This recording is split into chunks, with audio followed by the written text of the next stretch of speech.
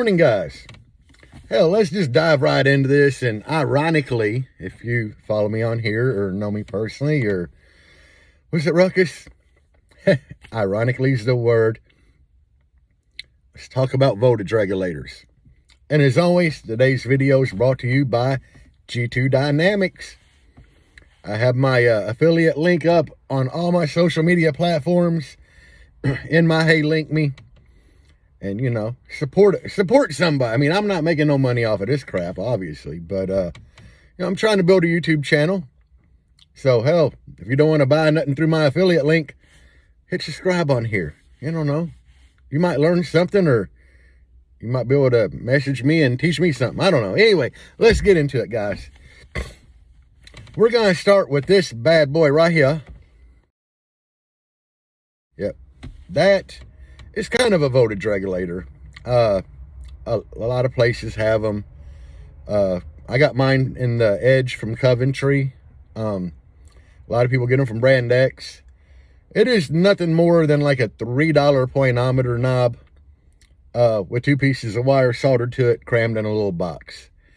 It takes the place of a diode. You know how I've got videos on here teaching you the diode trick? It kind of takes the place of a diode and gives you a little bit of adjustment, you know. If you're charging a couple tenths too high, you can kind of turn it down, or you want to go up a couple tenths, you might be able to get that by turning it up. But that's really all it is. And it works with your internally regulated alternators. And, you know, they work. If you're not charging enough with one, you can turn it all the way down and add a diode in line with it and get more voltage, and then use it to fine tune. So I said, you know, I think most places charge 80 to 100 bucks for them. You could probably make your own for 10. You know, if you want to do that. They're really simple. It's just a pointometer knob. And then that leads us to the externally. I like running external regulated alternators. And luckily, Jeep from the factory is externally regulated, because the PCM, or the computer in the Jeep, controls the voltage. That makes things really easy for me, because when I order an alternator, I don't have to specify externally regulated how I have to with like the Blazer. You just order an alternator for the Jeep and hook my externally voltage regulator up to it, and you're good to go. So let's dive into this old classic right here. Now let's just dive right in here. The old classic, the blue box, or the Transpo, whatever you want to call it. They're good. They're not great. They're good. I mean, they're good in the sense that they're pretty durable. And my experience, I ran one for a year, really didn't have no issues with it working. And it's, build quality wise, they're better than the Fat Boy. But the problem that I don't like about it, and that other people have had, is the pointometer that comes with them. The thing sucks. I mean, you can breathe on it and it'll jump you up or down a half volt. I've tried hot gluing that thing, tape, you know, wrapping tape around it after I set it, and you can still just kind of tap it and your voltage will go all over the place. Other than that, they're great. And you can run two alternators off that single field terminal. That, you know, like I said, they're good. They're just not great. They've been around for a long time, and there's a reason they've been around for a long time. Because they're good. They're just not great. Now, that's going to bring us up to this next regulator that's really popular. And that would be the old Fat Boy. I mean, this bad boy looks like a damn toaster. And that's what I called them forever before I got one, was the toaster box. They're I don't know, I mean, they look out of place in car radio, you know what I'm saying? I mean, they don't even really come with a mount or a way to bolt them down or anything, because they're made to sit on like a countertop or something. I don't know. That's why I call it a toaster. They have some nice features. They got a built-in volt gauge. They kind of stay put when you set the voltage on it. You don't really have to mess with it. If you ever open one up and look in it, it looks like a third grader soldered everything together in it in introductory to electronics class. But they work. Not long term. I mean, like I said, I've killed them pretty quick before. And I'm still running one in the Jeep. And here's a benefit of them, other than the kind of the voltage stay and put. They have alternator switches. Like the one in my Jeep, you know, you got like switches for alternators. So I turn one alternator on and drive it like that daily. And then when I need to, I can reach back, turn the other alternator on. The things kind of suck about them, other than the fact that they look like a toaster and they don't have no way really to mount them, like no mounting bracket or nothing. They have an on and off switch, and they want to charge you to get rid of that and make it come on with a key. If you know how to wire a relay up, I mean, that's pretty easy. So just leave the damn thing on and wire it up with a relay. Otherwise, you're driving down the road and your voltage is dropping and you look over and your damn regulator ain't on. But I do like the feature of having the ability to turn on and off an alternator. And what really sucks is if you buy a Fat Boy for one alternator, it'll only run one alternator. You try to hook two up to that field terminal, you're going to kill it. Then they charge you another $50. Oh, it ain't even another $50. You have to buy a whole new Fat Boy to run two alternators. And if you upgrade to 3 alternators, you got to buy another Fat Boy. There's no way to upgrade that particular Fat Boy because they have to do that when they build them. Kind of sucks. But I do prefer the Fat Boy over the Blue Box. You know, just it holds adjustment better. And I really hate that pointometer on the Blue Box. The Blue Box is definitely simple and costs a lot less. You know, you can get a Transpo for, I think, $140 on average. Fat Boy starts at $200. To get one for 2 alternators, you know, you've done bumped up to $250. So,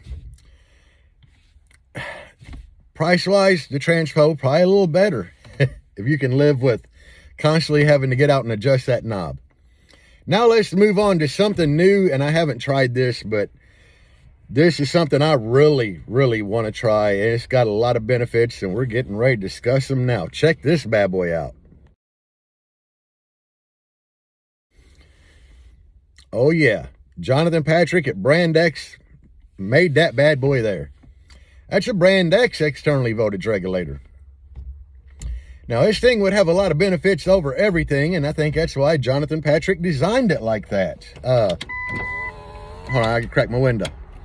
Yeah, he designed this bad boy to be like this because you have no voltage knob. It's all done with a switch inside or a jumper. If you're running lead acid or AGM, you set the jumper to lead acid AGM, this bad boy is going to charge about 14.4, 14.6. I don't know exactly, but I'm just guessing. You know, it's going to charge air, and there's no knob to adjust. It's just going to charge air, and that's great because, as we've talked about, that's something that's always a big problem with these external regulators. If you're running like, let's say yin-long or whatever, you put the jumper on the yin-long setting, and it's going to charge right at, you know, I'd guess he's going to go around the 15.5 area for that, probably. Is where he's got it preset. But you set it, forget it. Don't worry about it no more. You go on about your business, the thing's going to do what it does. And it looks pretty cool. And then it's got a setting for C-Max. Which, you know, if you're running C-Max Proto, I can't remember the name of the new cells that are basically just like C-Max, but all them cells, they want to charge around the same place, 16.2. I've already checked, and when you put the jumper on the C-Max setting, it's charging at 16.2. You know, you're never going to have to pull your car over, get out, pop the hood, adjust the Blue Box, or wherever you got it, or, you know, open the side door, adjust your Fat Boy. It's set. Bam! You put the jumper there, that bad boy is set. You can just go on about your day worry-free. Did I mention it looks good? I like the way it looks. It's simple. It looks like it belongs in car radio. All right. Another big advantage of it. You know how we've talked about the old Fat Boy. You buy one, $200. You decide to add another alternator to your car. Not only are you out the money for the alternator, you got to buy another Fat Boy. And this time it costs more than the first one because they can't upgrade it to run another alternator. Jonathan Patrick done took the worry out of that. You buy that unit one time, it's set up for 4 alternators. You just got to plug a module in it. He sells the modules for $50. I've already checked. So you pay $200 for the unit, $50 each alternator you want to add, you're good to go. So, I mean, think about it. You can run up to 4 alternators on it. So if you're upgrading alternator, you're only out $50 to get the module to add an alternator. That's a win-win right there already. I'm not sure how well they're going to hold up. They look like they're going to hold up great. I personally, I haven't had my hands on one to check it out. I've seen his post about them, and I'm really intrigued, and I really want to get one for the Jeep and probably the Blazer. Now let's talk about some key features of the externally voltage regulator. And this is a mistake I've made in the past. And it's a mistake and a mistake. When you hook these bad boys up, you really got 3 terminals. You got 12 volt ground and fields. Well, the fields comes to the alternator. Even with the damn Transpo, you hook it up through a relay, fat boy through a relay. So that way when you turn your key on, the relay a trip or trigger and get it power. I used to wire them up under the hood to my battery, my fake battery box under the hood. And that's one of the reasons you wind up adjusting them all the time, is because when you turn it up there and you read it with a voltmeter or multimeter or whatever to set it, when you turn the knob, your alternator is instantly going to change voltage. But you could be charging 16.2 under the hood and take off driving and get the battery fully charged, and you might be at, actually after the battery gets caught up, you might be at 16.5. So I found out it works a whole lot better if you hook that hot and ground wire directly to your battery in the back through a relay, not under the hood. Because when you adjust it, you're really getting on your voltmeter what the alternator itself is doing, not what the battery's at. So hook it directly to the battery in the back. Now, this bit me in the ass because before I had my fat boy wired under the hood.